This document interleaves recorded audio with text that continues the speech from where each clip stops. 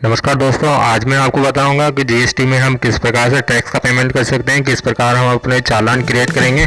तो सारी डिटेल मैं आपको इस वीडियो में दिखाऊंगा, इसलिए पूरा वीडियो ये देखें। सबसे पहले आपको अपने जीएसटी के लॉगिन अकाउंट में लॉगिन होना है। वहाँ पर यूज़र सर्विस में जाके जीएसटी सर्विस में जाके पेमेंट में जाए। यहाँ पे 3 ऑप्शन दिखाएगा आपको, क्रिएट चालान, सेव चालान और चालान हिस्ट्री। ठीक है, सबसे पहले मैं आपको चालान क्रिएट करना बताऊंगा, किस प्रकार हम चालान क्रिएट करेंगे।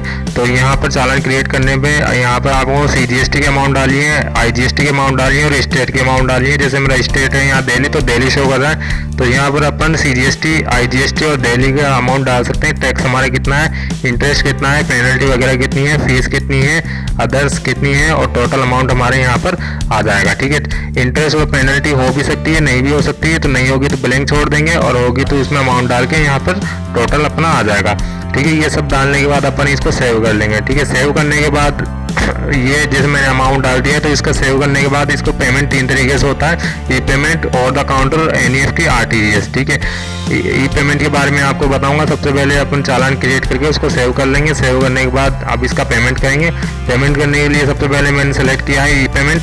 ई पेमेंट में भी अपने को 3 तरीके से पेमेंट हो सकता है, प्रीफर्ड बैंक्स, नेट बैंकिंग और डेबिट क्रेडिट कार्ड के द्वारा। तो प्रीफर्ड बैंक्स में अपन जैसे क्लिक करेंगे तो यहाँ पर बैंक्स की डिटेल आ जाएगी, किस बैंक से अपन को ये पेमेंट करना है। ठीक है, तो प्रीफर्ड बैंक मैंने यहाँ सेलेक्ट कर लेता हूँ और आपको बताता हूँ किस प्रकार से पेमेंट होगा।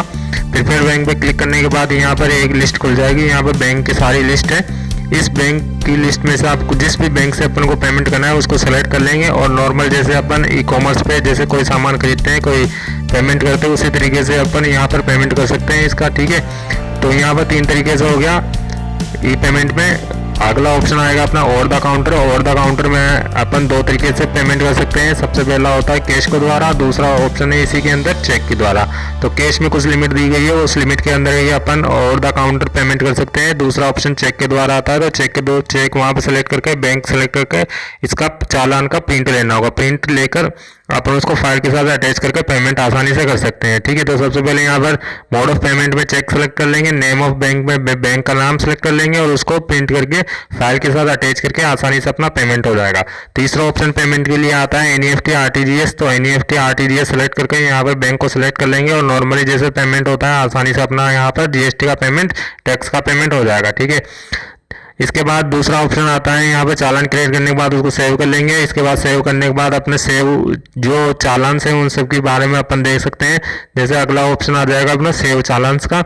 यहाँ पर अपन चालान क्रिएट करने के बाद सेव चालान की सारी इन्फॉर्मेशन देख सकते हैं। जैसे मैंने 3 चालान यहाँ पर सेव किए हैं, तो चालान का रेफरेंस नंबर दिखाई देगा, क्रिएट मैंने कब किया था, उसकी एक्सपायरी डेट कितनी है, यानी कि जिस तारीख को मैंने क्रिएट किया उसके 7 दिनों तक चालान वैलिड रहता है, और उसका मोड किस प्रकार से पेमेंट होगा, ये सारी चीज़ें मैंने यहाँ सेलेक्ट की हुई है।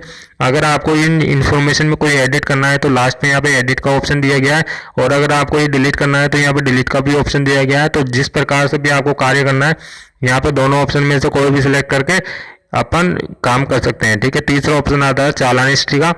तो चालान हिस्ट्री में अपन यहाँ पर देख सकते हैं कि अपन ने किस प्रकार कब चालान क्रिएट किया था, उसकी एक्सपायरी क्या है, उस चालान का अपन ने पेड किया है तो उसके आगे स्टेटस पेड लिखा हुआ आएगा। अगर आपने उसका पेमेंट नहीं किया है तो उसका स्टेटस नॉट पेड लिखा हुआ आएगा। ठीक है, तो यहाँ पर मोड भी दिखाएगा कि अपने की किस मोड से पेमेंट हुआ है, एक पेमेंट हुआ है या एनईएफटी हुआ है या ओवर द काउंटर हुआ है, तीनों में से कौन सा पेमेंट हुआ है।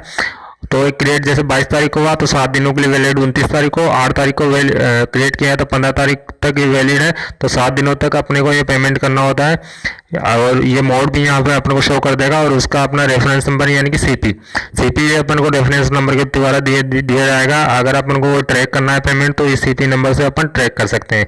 इसके बाद अगला ऑप्शन आएगा जीएसटीआर 3। जीएसटीआर 3 में बेसिकली जीएसटीआर 1 और 2 को दोनों को कंपाइल करके इन्फॉर्मेशन यहाँ पे आती है। उसके अलावा भी कोई इन्फॉर्मेशन हो तो वो यहाँ पर अपन कुछ एडिट वगैरह कर सकते हैं, लेकिन यहाँ पर इन्फॉर्मेशन इसलिए नहीं आई है क्योंकि मैंने पूरी इन्फॉर्मेशन यहाँ पर डाली नहीं है। इसके लिए मैं अगला वीडियो दिखाऊंगा, तो अगला वीडियो जरूर देखें मेरा। तो यहाँ पर जीएसटी का पेमेंट किस प्रकार होगा, चालान क्रिएट किस प्रकार होगा, ये मैंने बता दिया है कि चालान क्रिएट करने के अंदर 7 दिनों के अंदर अपने को पेमेंट करना होगा। अगर अपन पेमेंट नहीं कर पाते हैं तो अपने को नया फ्रेश चालान क्रिएट करना होगा और उसके द्वारा ही वैलिड पेमेंट करना होगा। उसके द्वारा जो नया चालान क्रिएट किया है वही वैलिड माना जाएगा। तो इस प्रकार से अपन जीएसटी का पेमेंट कर सकते हैं। और जीएसटी का पेमेंट किस तारीख तक करना है वो अपन को नीचे डिस्क्रिप्शन बॉक्स में मैंने सब कुछ लिख दिया है, वहाँ से आप रीड आउट कर सकते हैं। अगर आपको ये चैनल अच्छा लगा और ये यूट्यूब चैनल अगर आप सब्सक्राइब करते हैं तो आपको अगले आने वाली वीडियो आपके प्रीवियस लिस्ट में दिख जाएंगे। धन्यवाद।